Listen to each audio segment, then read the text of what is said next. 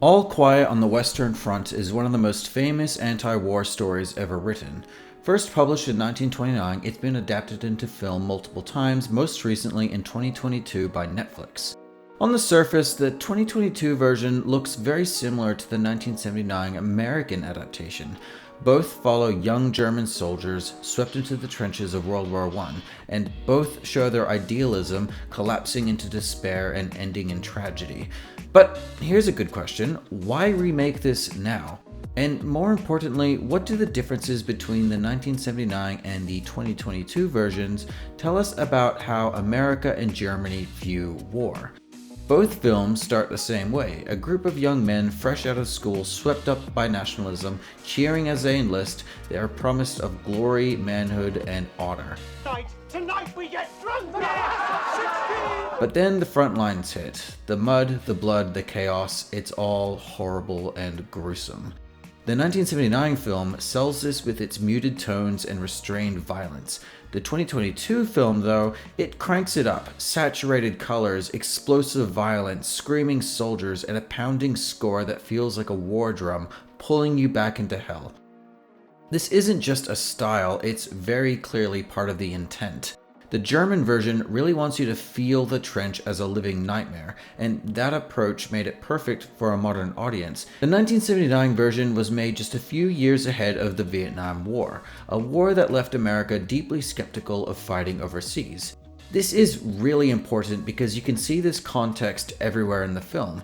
Characters like Himmelstoss, a cruel, petty officer who embodies the emptiness of a military hierarchy, drive home that futility of war. And then there's Paul's return home. He visits his family and sees how disconnected the civilians are from the war's reality. To them, it's all about strategy and patriotism, whereas to him, it's death and mud. What we have to do is come around from the Belgian side and ram through. There's no other way. That disconnect, it echoes how many Americans felt about Vietnam. Leaders spoke in terms of strategy while the soldiers came home broken or dead. The message for the 1979 American audience was clear: this war should not have been fought at all. Why are we doing this?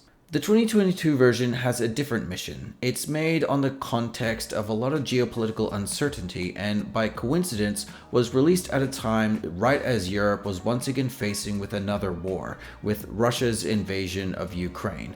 That context really shapes the film. Gone is Himmelstoss, and gone is Paul's return home. There's no distance, there's no relief. Instead, the film traps Paul in the trenches until the bitter end, because the point isn't America's overseas misadventures, it's Europe's cycles of nationalism and destruction. The film also adds political scenes with the armistice negotiations.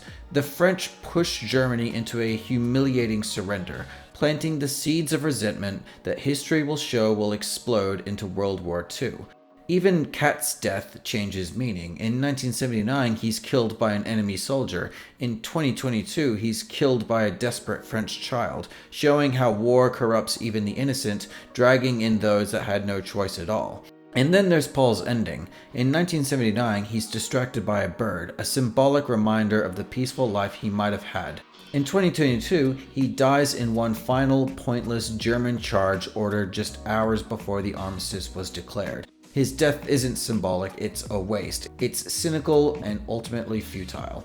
So what do these differences tell us between these two versions of the movie? Well, the 1979's message is very clear.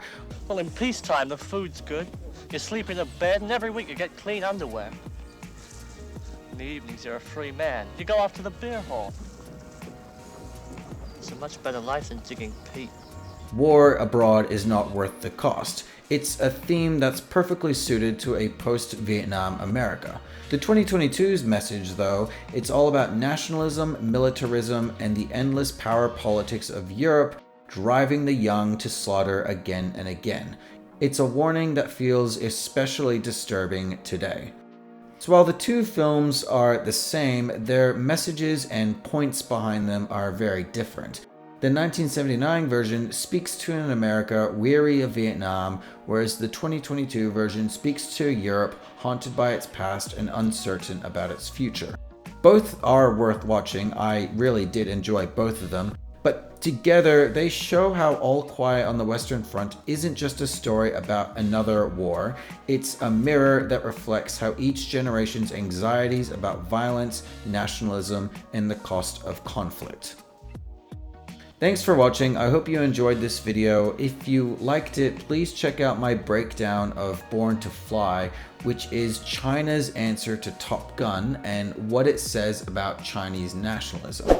Don't forget to like and subscribe and hit the bell for more deep dives into film and politics. I'll see you guys in the next one.